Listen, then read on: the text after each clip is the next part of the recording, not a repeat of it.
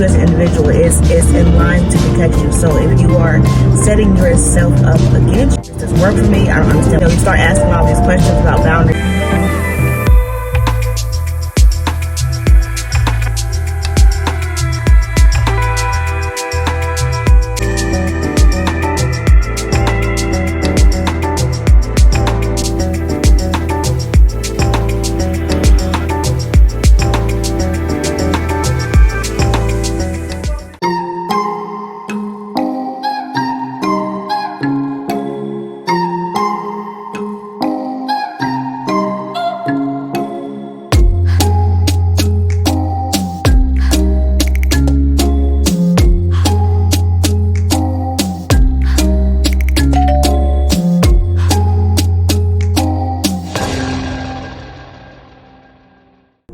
Hello everyone, and welcome back to the Chill Chat channel.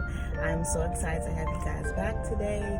The last time we talked about boundaries, how to establish boundaries, why you should establish boundaries, the whole process of it all as far as identifying what you need, why you need it, putting a goal in place for it, then putting goals in place for that goal so you can actually be able to achieve your goal, to set the boundary instead of compromising on your boundary.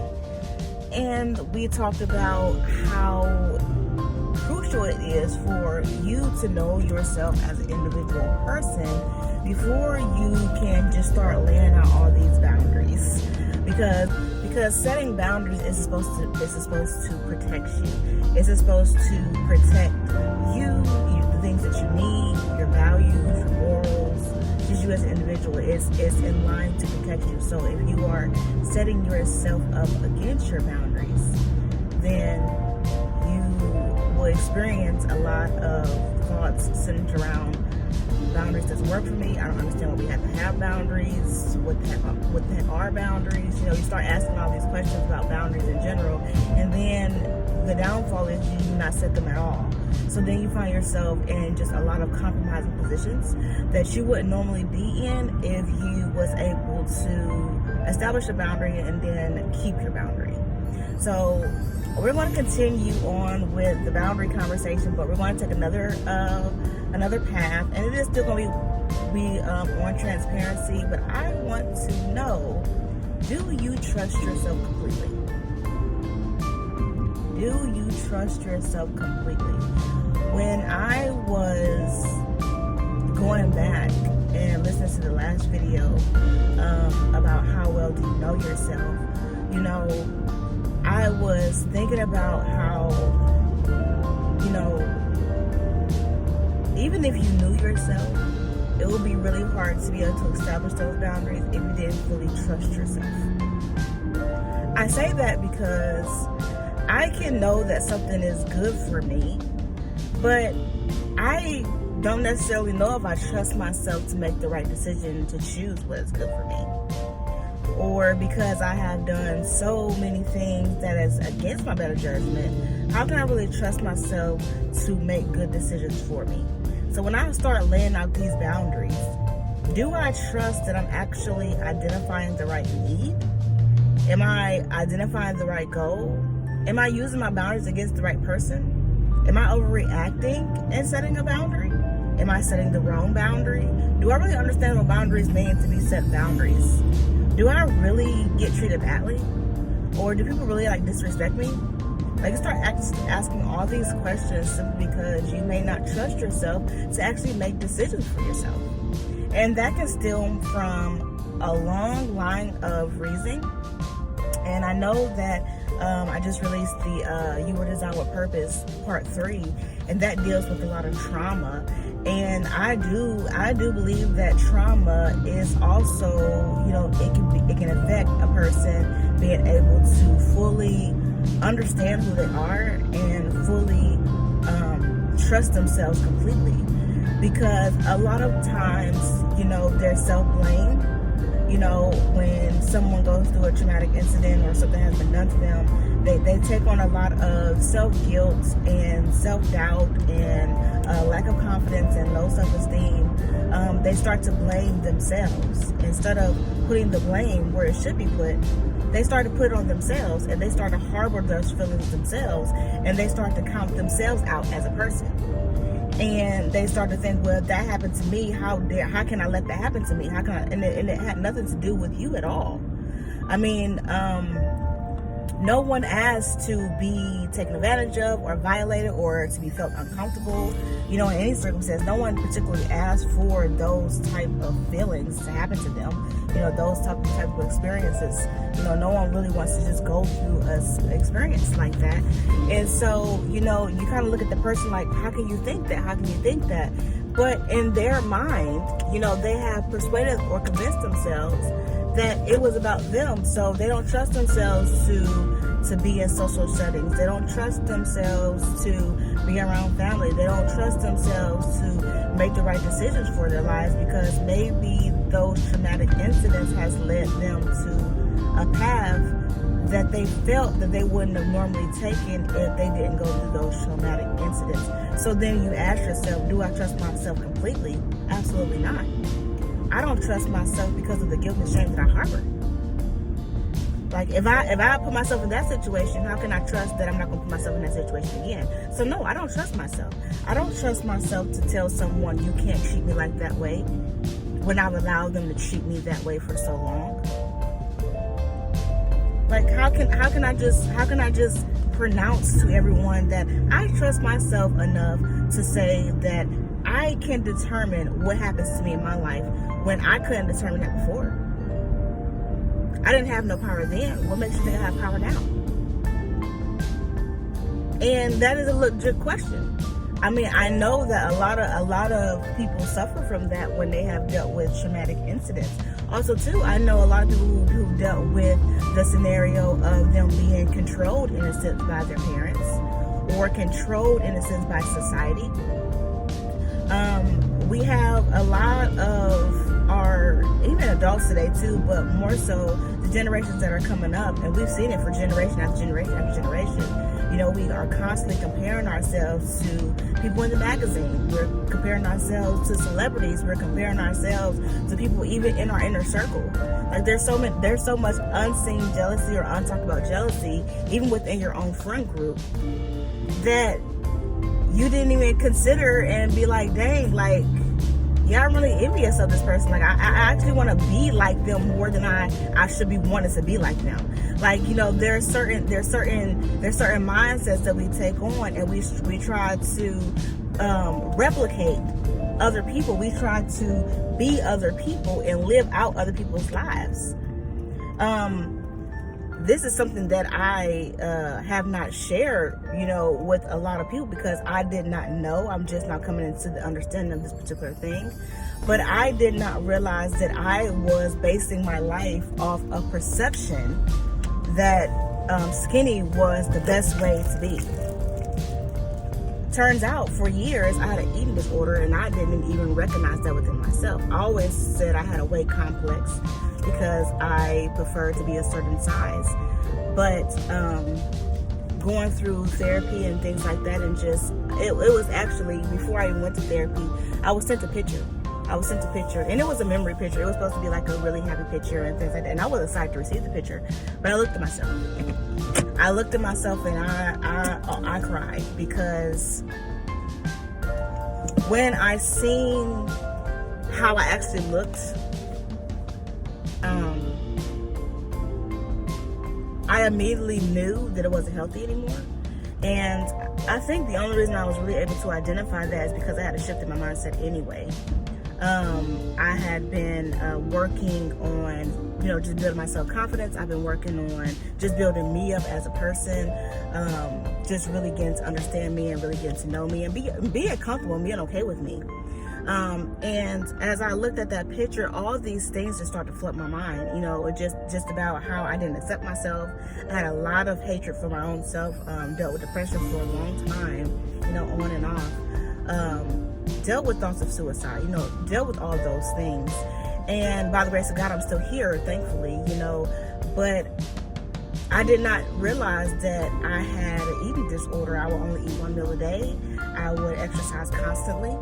And that came, you know, with, you know, some of my background as well. You know, I had a particular person in my family who despised big people. You know, it wasn't acceptable, it wasn't appropriate, and it wasn't okay. And they would constantly compare anyone who was bigger than they thought they should be to someone who was skinny. And my situation was a little different because I was the one on the smaller side. So I was the one that person kept comparing the bigger people to. So in my head, I said, okay, being skinny is acceptable, it is better, and that's the way you're supposed to be. So I made sure I kept myself under a certain weight, and if I did go over a certain weight, I would begin to panic. And the weight came from the biggest compliment I got from that person about, oh, you look so nice, you look so good, blah, blah, you look so pretty. And that stuck in my mind. In that particular weight, I stayed there. I tried to maintain that weight as best as possible throughout maybe 10 to 15 years. And I was not eating healthy at all. Like I said, I was eating one meal a day, sometimes if that. And I was exercising all the time. You know, I was looking up to people who were skinny. I wanted to be skinnier. Like, I prided myself. The skinnier I got, I was so happy. You know, and I did not realize what I was doing to my body. I didn't even realize how I was down talking myself. How I wasn't trusting myself to even know that what I thought was okay was actually okay. Because in my head, what they were saying was okay, and what I was saying, it couldn't have been okay because they didn't agree with that. So I'm looking at these pictures of me, and still to this day, I get teary-eyed, you know, looking back at my pictures, because I simply had no idea. I even knew that, you know, in magazines, you know, if you want to be a model, I'm not saying I ever want to be a model, but if you want to be a model, you had to be a certain way. It's crazy what they do to them girls to be models. You know, if you know, they're all on social media. This is how you can lose weight. This is how you can stay in shape. Blah blah blah blah blah blah. And it was just like, it was constantly being thrown at me. And if you didn't have fashion, you don't have anything. You don't know how to dress. You don't have nothing. Like, it was all these things coming against me. And that was another thing that I went through really bad, because I was a church girl and I did, you know, wear skirts and stuff all the time. And I didn't really have my own, like, fashion sense per se. I didn't really have my own style until I got to college. And I got picked on, like, a lot for that. Like, I was called granny in my family, you know, and it was seen as a joke, but, you know, at the same time, you know, when you start to think about things and you start to realize that, hey, I'm not as accepted as I thought it would be just being me, you start to change that. And I'm not saying that it was all the pressure from that, but I started to change in college with that thought of me being granny in my head. And I wanted to get as far away from the granny stigma as possible. I was crocheting, y'all. Like, okay, I can say that I was kind of a little granny because I was around my granny all the time, and I freaking love my granny, so I don't care. I didn't care at that time to be called granny, but I knew what they were getting at because I was always in my Bible. You know, I didn't do the normal things that teenagers did. You know, I didn't do the normal things that even young people did. I was like, I love my Bible. I would preach to you all day long, you know. I wouldn't go to social settings like my sister would, or other people in my family would. Like, they would say, just go out, just go to the bar or something. I said, no, that's not where ministers are supposed to be. What are you talking about? So I knew that even though they were joking with me, I knew that it ran deeper than that, or at least I took it as deeper than that. And I remember when I got to college, I was like, I am getting rid of this granny stigma. I am going to change my style. I'm going to be more sociable and blah, blah, blah. And I did. And I remember going home one day, and the person who called me granny the most, she was like, oh my gosh, where'd the granny go? Granny is no longer here anymore. And I was like, yes, I am accepted. I'm no longer granny. This is what I've been working on for the longest time. And I felt like I was starting to be accepted as being viewed as something different than the stigma that was being put on me. Because I actually liked who I was. I did not have any shame about who I was until I decided within myself, something clicked, and I was like, I don't want to be that person anymore.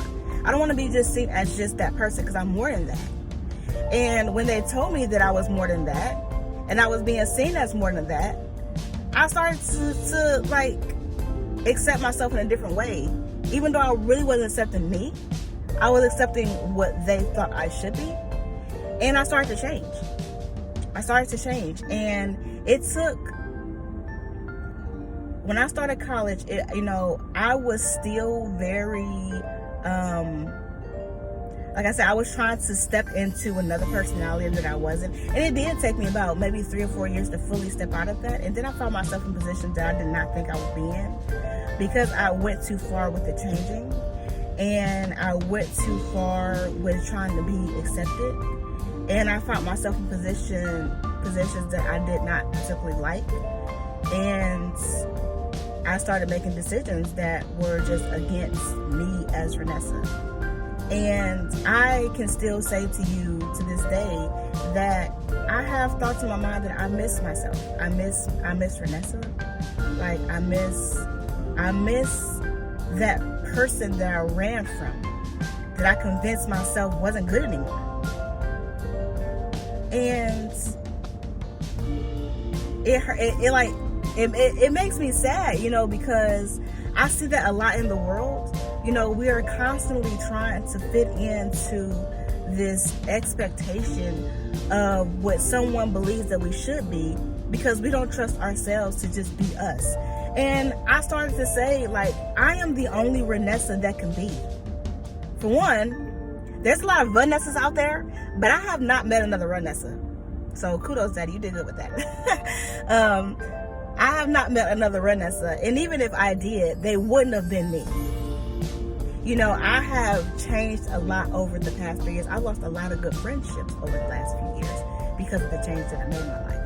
And that hurts me to my core, because I know I can't make that time back up. I know I can't take away some of the decisions that I made, and I can't take away some of the situations that I've been in, but I can do something about getting back to the foundation of who Renessa is. I can get back to the person who God designed me to be. And I feel like I'm starting to walk in that a little bit more now, and I am fully accepting of it. I don't care what anybody say at this point. It's just like, I know who I am at this point, and I know what I like about me, and I know what I don't like about me, and I know the things that actually need to be changed and things that actually need to be stayed the same, because I'm starting to trust myself more. And a lot of people find themselves in predicaments to where they don't trust themselves. And going back to the last video, because for one, they don't know who they are. And even if they do know who they are compromising on who they are to fit in, to be someone else, or fit into this idea of what someone is asking them to be. And it's like we have to constantly remind ourselves that we are the only we's we can be. If you don't like it, peace out. And for some reason, that is a very scary concept. We can't say that this is who I am. This is what I am going to accept in my circle. And if you don't agree with it, you can gently leave. We don't like to say leave. We don't like that part. We don't like to give up something that is not benefiting us in the right way. Because what we like to do is like, oh, we can adjust this and we can adjust that, and that perfect can fit in just the way we want it to, and I can fit in just the way I want to in that equation. And you don't have the right to change anybody. You do not have the right to change anybody, or you don't have the power to change anybody unless they fall under your influence. So now we have to ask ourselves, who are we influencing in a negative way? How are we influencing ourselves? How are we talking to ourselves? Are we trusting ourselves? Do we know ourselves? What is it about you that you know that you have been sacrificing for the sake of fitting in with someone, or for the sake of being someone that you think is more socially acceptable? You have to ask yourself that question. You have to really get deep and ask yourself those questions. What am I compromising about me? Or what have I compromised about me before that I have not identified yet? Because that change happened when I went to Mississippi State. A constant distortion, a negative thought pattern that I had all those years ago that still followed me up until last year. Literally up until last year is when maybe not even last year, I would say about 6 or 7 months ago, I finally realized that I had an eating disorder and that I was operating, outside of someone who I really was. Like, I was not operating as me. I wasn't operating as me. I mean, I'm not saying I lost myself completely. I have not lost myself completely, but I can say that some decisions that I made, has caused me to live outside of me as Vanessa.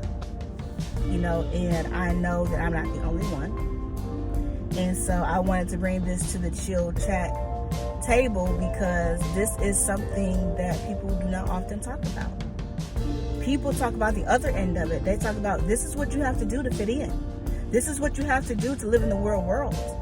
And people are convincing themselves that this is true. And it's not. It's literally the exact opposite.